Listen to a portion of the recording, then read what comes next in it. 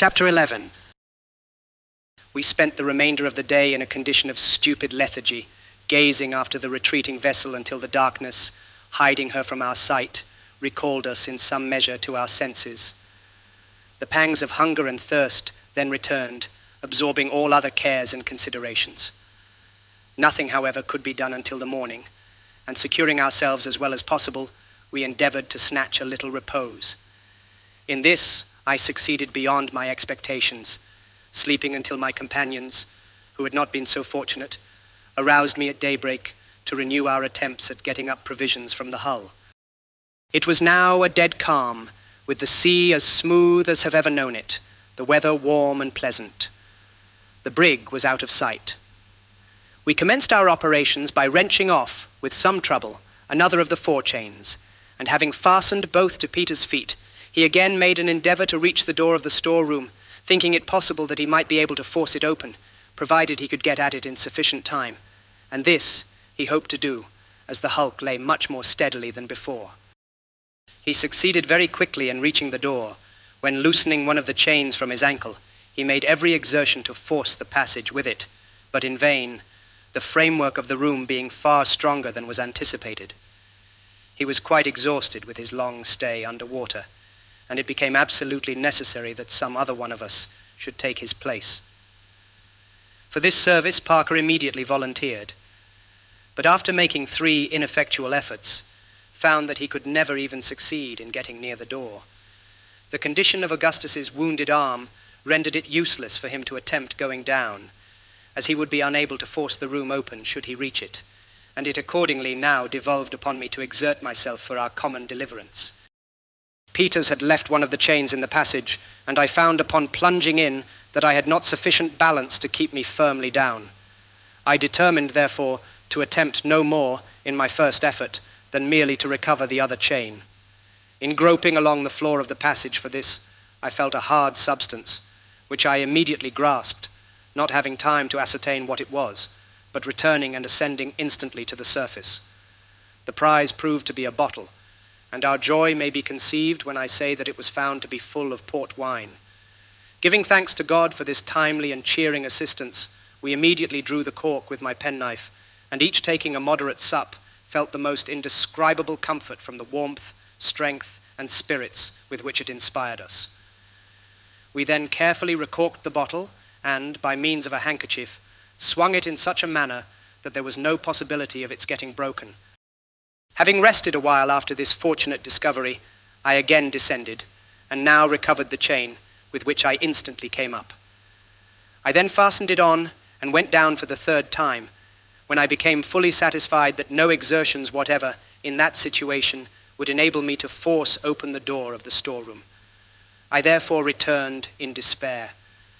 There seemed now to be no longer any room for hope, and I could perceive in the countenances of my companions that they had made up their minds to perish. The wine had evidently produced in them a species of delirium, which perhaps I had been prevented from feeling by the immersion I had undergone since drinking it. They talked incoherently, and about matters unconnected with our condition, Peters repeatedly asking me questions about Nantucket. Augustus, too, I remember, approached me with a serious air and requested me to lend him a pocket comb, as his hair was full of fish scales, and he wished to get them out before going on shore. Parker appeared somewhat less affected, and urged me to dive at random into the cabin and bring up any article which might come to hand. To this I consented, and, in the first attempt, after staying under a full minute, brought up a small leather trunk belonging to Captain Barnard. This was immediately opened in the faint hope that it might contain something to eat or drink. We found nothing, however, except a box of razors and 2 linen shirts. I now went down again and returned without any success. As my head came above water, I heard a crash on deck, and upon getting up, saw that my companions had ungratefully taken advantage of my absence to drink the remainder of the wine, having let the bottle fall in the endeavor to replace it before I saw them. I remonstrated with them on the heartlessness of their conduct, when Augustus burst into tears. The other 2 endeavored to laugh the matter off as a joke, but I hope never again to behold laughter of such a species. The distortion of countenance was absolutely frightful. Indeed, it was apparent that the stimulus in the empty state of their stomachs had taken instant and violent effect, and that they were all exceedingly intoxicated. With great difficulty, I prevailed upon them to lie down, when they fell very soon into a heavy slumber, accompanied with loud, stertorous breathing. I now found myself, as it were, alone in the brig, and my reflections, to be sure, were of the most fearful and gloomy nature. No prospect offered itself to my view, but a lingering death by famine, or at the best, by being overwhelmed in the first gale which should spring up, for in our present exhausted condition, we could have no hope of living through another. The gnawing hunger which I now experienced was nearly insupportable, and I felt myself capable of going to any lengths in order to appease it. With my knife I cut off a small portion of the leather trunk, and endeavored to eat it, but found it utterly impossible to swallow a single morsel, although I fancied that some little alleviation of my suffering was obtained by chewing small pieces of it and spitting them out. Toward night my companions awoke, one by one, each in an indescribable state of weakness and horror, brought on by the wine, whose fumes had now evaporated. They shook as if with a violent ague, and uttered the most lamentable cries for water. Their condition affected me in the most lively degree, at the same time causing me to rejoice in the fortunate train of circumstances which had prevented me from indulging in the wine, and consequently from sharing their melancholy and most distressing sensations. Their conduct, however, gave me great uneasiness and alarm, for it was evident that, unless some favorable change took place, they could afford me no assistance in providing for our common safety. I had not yet abandoned all idea of being able to get up something from below, but the attempt could not possibly be resumed until some one of them was sufficiently master of himself to aid me by holding the end of the rope while I went down. Parker appeared to be somewhat more in possession of his senses than the others, and I endeavored by every means in my power to rouse him. Thinking that a plunge in the sea-water might have a beneficial effect, I contrived to fasten the end of a rope around his body, and then, leading him to the companion-way, he remaining quite passive all the while, pushed him in and immediately drew him out. I had good reason to congratulate myself upon having made this experiment, for he appeared much revived and invigorated, and upon getting out, asked me in a rational manner why I had so served him. Having explained my object, he expressed himself indebted to me, and said that he felt greatly better from the immersion, afterward conversing sensibly upon our situation. We then resolved to treat Augustus and Peters in the same way, which we immediately did, when they both experienced much benefit from the shock. This idea of sudden immersion had been suggested to me by reading in some medical work the good effect of the shower bath in a case where the patient was suffering from mania apotu. Finding that I could now trust my companions to hold the end of the rope, I again made 3 or 4 plunges into the cabin, although it was now quite dark, and a gentle but long swell from the northward rendered the hulk somewhat unsteady. In the course of these attempts, I succeeded in bringing up 2 case knives, a 3-gallon jug empty, and a blanket, but nothing which could serve us for food. I continued my efforts after getting these articles until I was completely exhausted, but brought up nothing else. During the night, Parker and Peters occupied themselves by turns in the same manner, but nothing coming to hand, we now gave up this attempt in despair, concluding that we were exhausting ourselves in vain. We passed the remainder of this night in a state of the most intense mental and bodily anguish that can possibly be imagined. The morning of the 16th at length dawned, and we looked eagerly around the horizon for relief, but to no purpose. The sea was still smooth, with only a long swell from the northward, as on yesterday. This was the 6th day since we had tasted either food or drink, with the exception of the bottle of port wine, and it was clear that we could hold out but a very little while longer unless something could be obtained. I never saw before, nor wish to see again, human beings so utterly emaciated as Peters and Augustus. Had I met them on shore in their present condition, I should not have had the slightest suspicion that I had ever beheld them.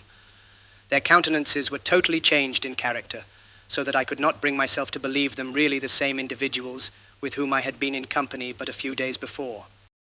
Parker, although sadly reduced and so feeble that he could not raise his head from his bosom, was not so far gone as the other 2.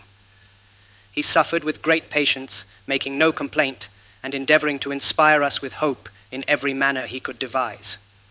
For myself, although at the commencement of the voyage I had been in bad health, and was at all times of a delicate constitution, I suffered less than any of us, being much less reduced in frame, and retaining my powers of mind in a surprising degree, while the rest were completely prostrated in intellect, and seemed to be brought to a species of second childhood, generally simpering in their expressions, with idiotic smiles, and uttering the most absurd platitudes. At intervals, however, they would appear to revive suddenly, as if inspired all at once with a consciousness of their condition, when they would spring upon their feet in a momentary flash of vigor, and speak, for a short period, of their prospects, in a manner altogether rational, although full of the most intense despair. It is possible, however, that my companions may have entertained the same opinion of their own condition as I did of mine, and that I may have unwittingly been guilty of the same extravagances and imbecilities as themselves. This is a matter which cannot be determined. About noon, Parker declared that he saw land off the larboard quarter, and it was with the utmost difficulty I could restrain him from plunging into the sea with the view of swimming toward it. Peters and Augustus took little notice of what he said, being apparently wrapped up in moody contemplation. Upon looking in the direction pointed out, I could not perceive the faintest appearance of the shore. Indeed, I was too well aware that we were far from any land to indulge in a hope of that nature. It was a long time, nevertheless, before I could convince Parker of his mistake. He then burst into a flood of tears, weeping like a child, with loud cries and sobs, for 2 or 3 hours, when, becoming exhausted, he fell asleep. Peters and Augustus now made several ineffectual efforts to swallow portions of the leather. I advised them to chew it and spit it out, but they were too excessively debilitated to be able to follow my advice. I continued to chew pieces of it at intervals, and found some relief from so doing. My chief distress was for water, and I was only prevented from taking a draught from the sea by remembering the horrible consequences which thus have resulted to others who were similarly situated with ourselves. The day wore on in this manner, when I suddenly discovered a sail to the eastward, and on our larboard bow. She appeared to be a large ship, and was coming nearly athwart us, being probably 12 or 15 miles distant. None of my companions had as yet discovered her, and I forbore to tell them of her for the present, lest we might again be disappointed of relief. At length, upon her getting nearer, I saw distinctly that she was heading immediately for us, with her light sails filled. I could now contain myself no longer, and pointed her out to my fellow sufferers. They immediately sprang to their feet, again indulging in the most extravagant demonstrations of joy, weeping, laughing in an idiotic manner, jumping, stamping upon the deck, tearing their hair, and praying and cursing by turns. I was so affected by their conduct, as well as by what I considered a sure prospect of deliverance, that I could not refrain from joining in with their madness, and gave way to the impulses of my gratitude and ecstasy by lying and rolling on the deck, clapping my hands, shouting, and other similar acts, until I was suddenly called to my recollection, and once more to the extreme human misery and despair, by perceiving the ship all at once, with her stern fully presented toward us, and steering in a direction nearly opposite to that in which I had at first perceived her. It was some time before I could induce my poor companions to believe that this sad reverse in our prospects had actually taken place. They replied to all my assertions with a stare and a gesture, implying that they were not to be deceived by such misrepresentations. The conduct of Augustus most sensibly affected me. In spite of all I could say or do to the contrary, he persisted in saying that the ship was rapidly nearing us, and in making preparations to go on board of her. Some seaweed floating by the brig, he maintained that it was the ship's boat, and endeavored to throw himself upon it, howling and shrieking in the most heart-rending manner, when I forcibly restrained him from thus casting himself into the sea. Having become in some degree pacified, we continued to watch the ship until we finally lost sight of her, the weather becoming hazy, with a light breeze springing up. As soon as she was entirely gone, Parker turned suddenly toward me with an expression of countenance which made me shudder. There was about him an air of self-possession which I had not noticed in him until now, and before he opened his lips, my heart told me what he would say. He proposed, in a few words, that one of us should die to preserve the existence of the others.